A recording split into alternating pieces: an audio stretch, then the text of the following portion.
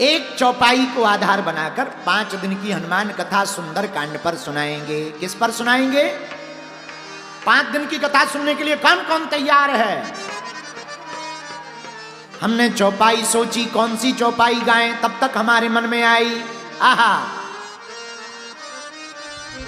तुलसीदास जी ने रामचरितमानस में लिखा, जा पर कृपा राम की होई, जा पर कृपा राम की होई, जा पर कृपा राम की होई, जा पर कृपा राम की होई, जा पर कृपा राम की होई, जा पर कृपा राम की होई, ता पर कृपा करे सबको, ता पर कृपा करे सबको, ता पर कृपा करे सबको, ता पर कृपा करे सबको, ता पर कृपा करे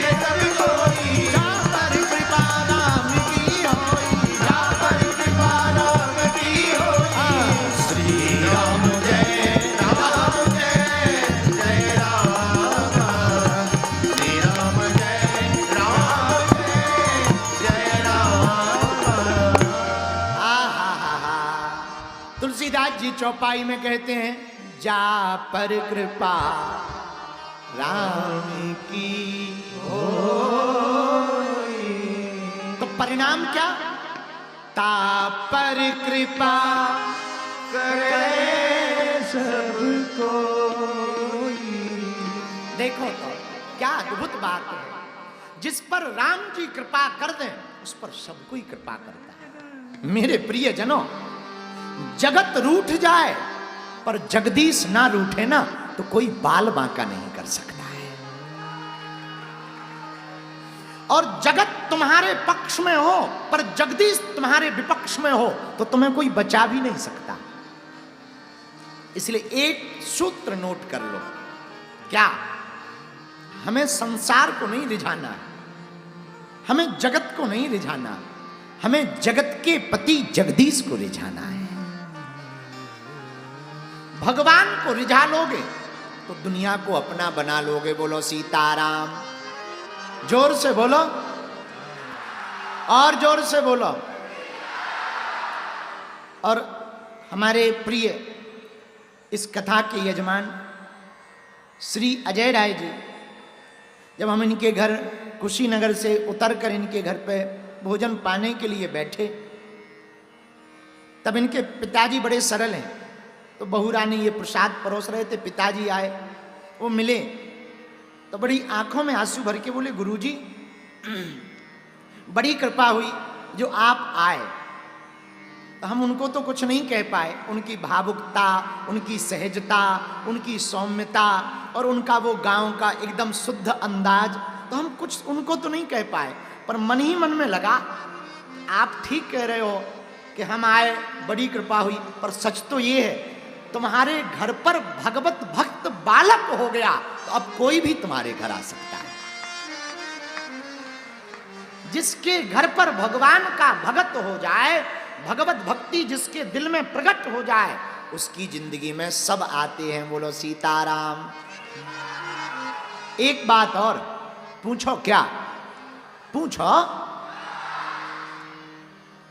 पुरुषार्थ करने वाले को स्वयं चल करके जाना पड़ता है, तब परमात्मा की प्राप्ति होती है। पर भगवान के भक्त को जहां बैठा हो वहीं पर उसे परमात्मा की प्राप्ति होती है। पुरुषार्थ में और प्रसाद में इतना ही अंतर है। पुरुषार्थ करोगे तो स्वयं चलकर जाना पड़ेगा, तप करना पड़ेगा, जप करना पड़ेगा, ध्यान करना पड़ेगा, यज्ञ करना पड़ेगा, हवन करना पड़ेगा, और बीच में आगी लगो, कछू आ गो, उपद्रव हो गो, दिमाग फिसल गो, लो हो गई तपस्या भंग। बोलो सीताराम। हाँ, सब स्वाहा। पर अगर भगवान के भरोसे रहेंगे, गुरुदेव के भरोसे रहेंगे, हनुमान जी के भरोसे रहेंगे, तो कहीं भटकने फटकने की आवश्यकता नहीं है। हनुमान जी की ही कृपा से सब कुछ हो जाएगा। अच्छा, क्या क्या होगा हनुमान जी की कृपा से? होगा क्या क्या ये भी सुनो। पहले राम जी की कृपा से क्या क्या होगा? राम जी की कृपा से कुछ हो या ना हो, एक चीज होगी। पूछो क्या? पूछो क्या? गोस्वामी जी ने इसका उत्तर लिखा, बिनु सत्संग विवेक ना होई, बिनु सत्संग विवेक ना होई, राम कृपा बिनु सुलभ होई, राम कृपा बिनु सुलभ होई, राम कृपा बिनु सुलभ ना सोई। राम जी की कृपा के बिना सत्संग मिलने वाला नहीं है। अच्छा, एक बात बताओ, गोपालगंज जिला में कितने लोग नहीं रहते? लाखों लोग रहते, हाँ या ना? बोलो, जोर से बोलो। पर क्या वो सब कथा में आ पाए? पूछो क्यों? जिन पे राम जी की कृपा होगी वही तो आएंगे। हाँ, जैसे उल्लुओं को दिन से दिक्कत होती है, उल्लुओं को दिन से दिक्कत होती है, उसी प्रकार राक्षस बुद्धि वालों को भगवान की कथा से दिक्कत होती है। हाँ, ये हम नहीं कह रहे हैं, वो तो शास्त्र की पुराण की बात है। अब तुम लोग किसी के ऊपर मत ले जाना कि तुम कहो कि गुरु जी ने फलाने को राक्षस के। नहीं नहीं नहीं, भगवान की दया। हमारी नजर में तो सब भगवान है। हमारी नजर, हम किसी को बुरा कह ही नहीं सकते। क्यों कहेंगे? हमारा क्या बिगाड़ा है? तो भैया, राम जी की कृपा से क्या होगा? सत्संग मिलेगा। क्या मिलेगा? जोर से बोलो। सत्संग मिलेगा। अच्छा, अब तुम्हें सत्संग तो मिल गया, तुम कथा में आके तो बैठ गए, पर इतने भर से काम चलने वाला नहीं है। तो क्या करना है भैया? दवा जेब में हो पर शरीर में ना जाए तो क्या असर होगा?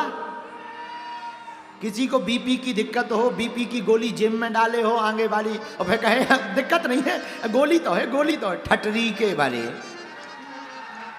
जेब में रहेगी पर शरीर में नहीं जाएगी तो राम नाम सत्य हो जाएगा। हाँ जी या ना जी? उसी प्रकार दवा जेब में असर नहीं करती, शरीर में जाने से असर करती है। उसी प्रकार तुम्हारा कथा में बैठने से कल्याण नहीं होगा। कथा जब तुम्हारी जिंदगी में प्रवेश करेगी तब तुम्हारा कल्याण होगा।